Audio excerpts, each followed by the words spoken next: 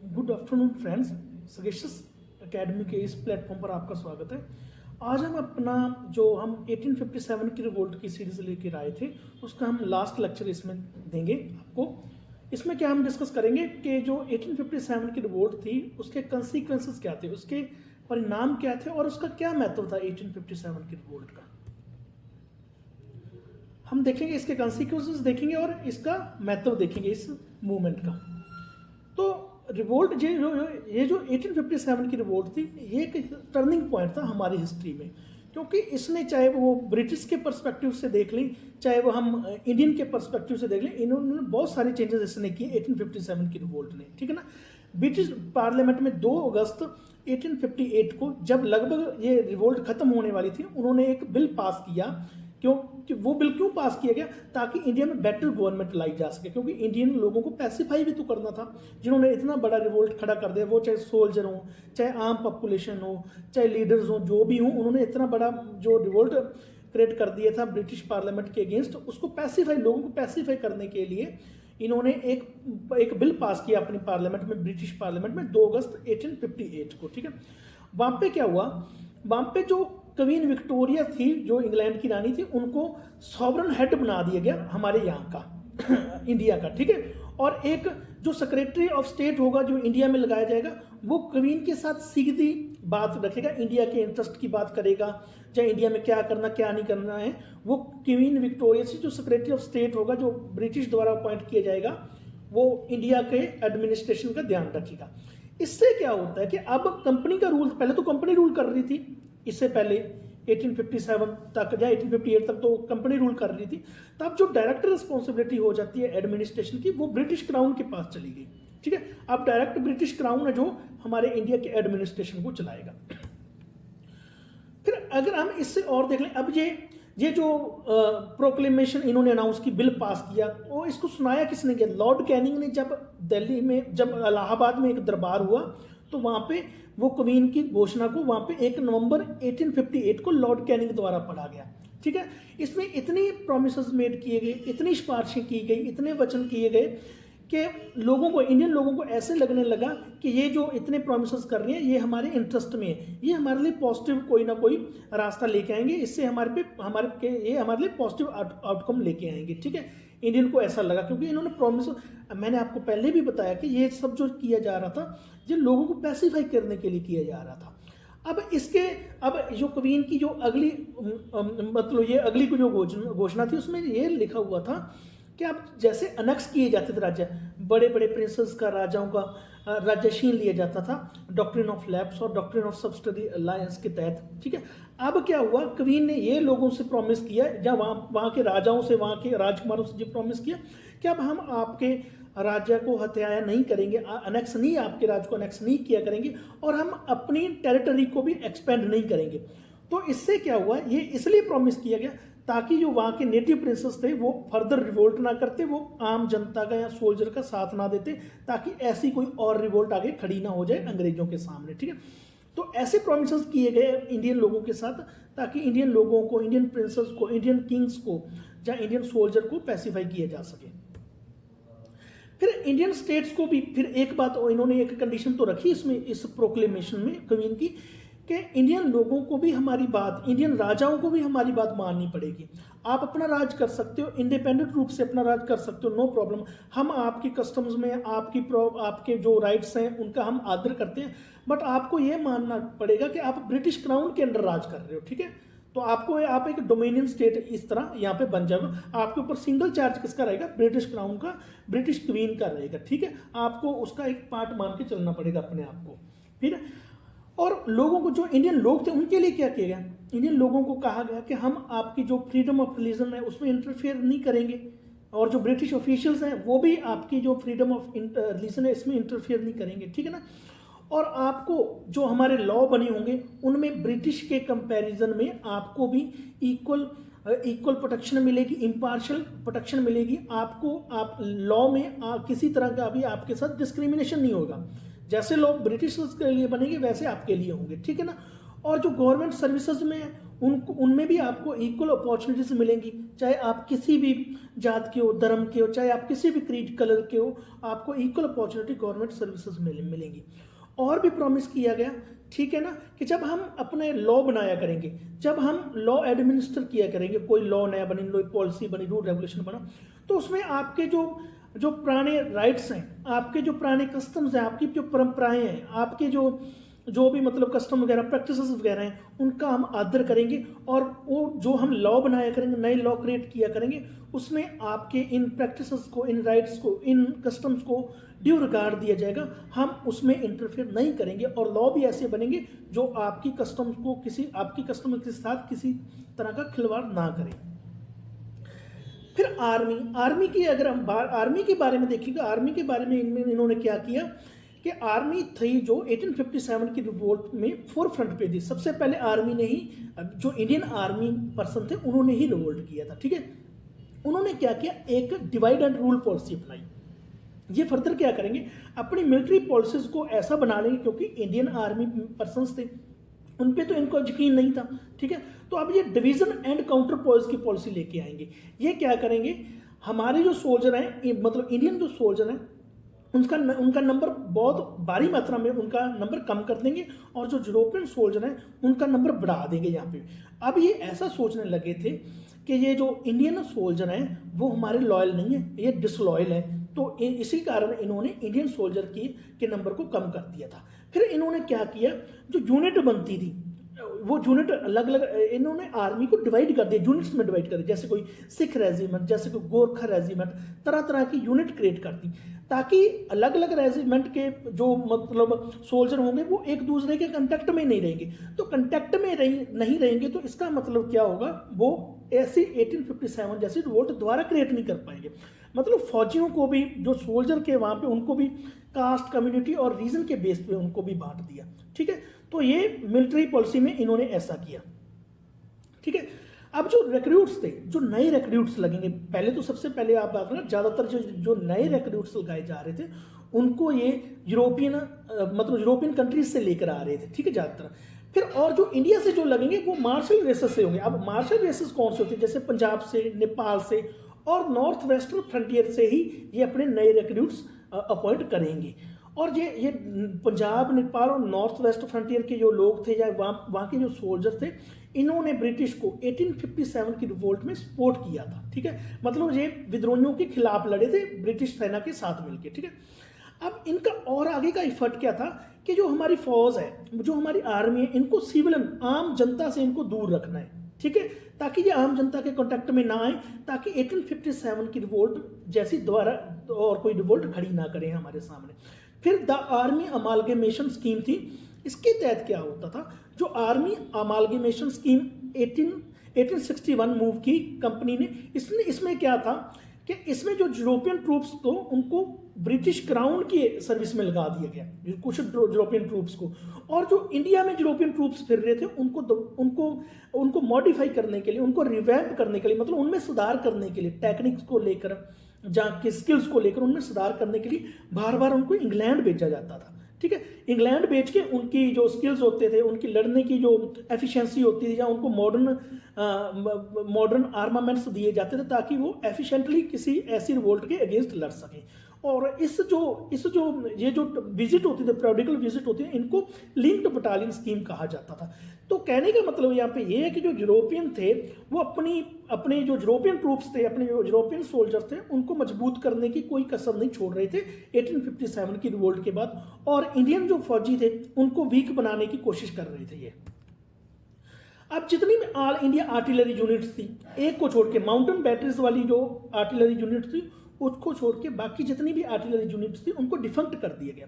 मतलब अब उनको काम में नहीं लिया जा रहा था, ठीक है। एक माउंटेन बैटरीज वाली यूनिट, उसको काम में लिया जा रहा था। और जितनी भी हायर पोस्ट होती थी, वो चाहे आर्मी में हो, चाहे आर्टिलरी डिपार्टमेंट में हो, वो यूरोपियंस के लिए रिजर्व कर दी गई थी, ठीक है। फिर फर्स्ट डिकेड तक देखो, जब 20th सेंचुरी आती है, 1900 के बाद 20th सेंचुरी आती है, तो किसी भी इंडियन को किंग्स के कमीशन, देखो कोई भी फौजी होता था, उनको एक टाइटल दिया जाता था, चाहे वो इंडियन हो, इससे पहले 1857 की रिवोल्ट से, चाहे वो इंडियन हो, चाहे वो ब्रिटिशर और सोल्जर हो, उसको एक किंग्स का कमीशन दिया जाता था। बट क्या उसके बाद 1900 तक किसी भी 1910 तक लगभग किसी भी इंडियन फौजी को किंग्स कमीशन टाइटल नहीं दिया जाता था, ठीक है। हाँ, वॉइसराय का कमीशन उनको दिया जाता था। और जो न्यू इंग्लिश रिक्रूट होता था, जो नया इंग्लिश सोल्जर आता था फौज में, उसको वाइसराय के कमीशन का टाइटल मिले हुए इंडियन ऑफिसर से ज़्यादा तवज्जो दी जाती थी, उसको ज़्यादा इंपॉर्टेंस दिया जाता, मतलब वो सुपीरियर माने जाते थे। न्यू इंग्लिश रिक्रूट होता था, वो ऐसे फौजी से, इंडियन फौजी से भी अच्छा माना जाता था जिसको वाइसराय का कमीशन मिला होता था, ठीक है। और किंग्स का कमीशन तो इनको 1910 तक दिया ही नहीं जाता था हमारे इंडियन फौजी को। फिर एक और कंसिक्वेंसेस से हुआ, जो self confident Victorian liberal proponents थे, जैसे कुछ ऐसे लिबरल प्रोपोनेंट्स थे, लिबरलिज्म के प्रोपोनेंट्स थे, वो कहते थे कि इंडियंस को रिफॉर्म किया जा सकता है, इंडियन लोग पीपल है इनको सिविलाइज्ड किया जा सकता है, क्योंकि ये हमें अनसिविलाइज्ड मानते थे ना। तो इनका कहना था कि आपको ऐसा करना चाहिए ताकि इनको इम्प्रूव किया जा सके। तो ये जो झील थी वे अब 1857 की रिवोल्ट के बाद ये जो लोगों में, ये वहाँ के लोगों में, अंग्रेजों में ये जो झील थी ये खत्म हो गई। अब उनको लगने लगा कि ये जो पीपल हैं, इंडियन लोग हैं, वो अनसिविलाइज्ड पीपल हैं, ये कंजर्वेटिव हैं, इनको ये बियॉन्ड रिफॉर्म है, इनको सुधारा नहीं जा सकता है। तो ये जो नई अप्रोच थी, कंजर्वेटिव ब्रांड ऑफ लिबरलिज्म, जो कहती थी कि इनको सुधारा नहीं जा सकता है इंडियन लोगों को, ये थॉमस मेटकाफ द्वारा दी गई थी। तो इससे क्या हुआ, जो कंजर्वेटिव लोग थे, जो इंग्लैंड में रह रहे थे, अरिस्टोक्रेटिक रह रहे थे, उनकी आइडियोलॉजी को सपोर्ट मिला। ये पहले भी कहा करता थी, ये पहले भी कहते थे, ये इन लोगों को कहते थे जो रिफॉर्म करवाना चाहते थे कि इंडियन को सुधारा नहीं जा सकता। बट 1857 की रिवोल्ट के बाद इनकी आइडियोलॉजी की, ये जो कंजर्वेटिव और अरिस्टोक्रेटिक क्लासेस इंग्लैंड की थी, इनकी आइडियोलॉजी को hunगारा मिला, और इनकी जो आइडियोलॉजी थी कि इंडियन को सुधारा नहीं जा सकता है, इनको बहुत ही भारी मात्रा में इनको सहानुभूति मिली इन लोगों को, ठीक है।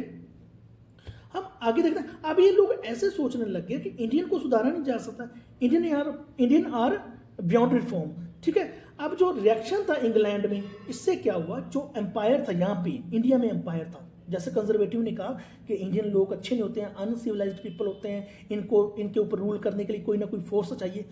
तो इंग्लैंड में जो कंजर्वेटिव रिएक्शन मिला हमारे यहाँ, इंग्लैंड में जो इंडिया में जो इंग्लैंड के पर्सन राज कर रहे थे, उनके रूल को उसने ऑटोक्रेटिक बना दिया। अब ये लोग निरंकुश हो जाएंगे। निरंकुश होने का मतलब क्या, ये अपनी मनमर्जी से जहाँ पे राज करेंगे, ठीक है ना। अब जो पहले तो ये कोशिश करते थे कि जो एजुकेटेड इंडियंस थे, एजुकेटेड इंडियंस हमेशा ही इनसे अपना पावर में अपना शेयर मांगते आए थे अंग्रेजों से।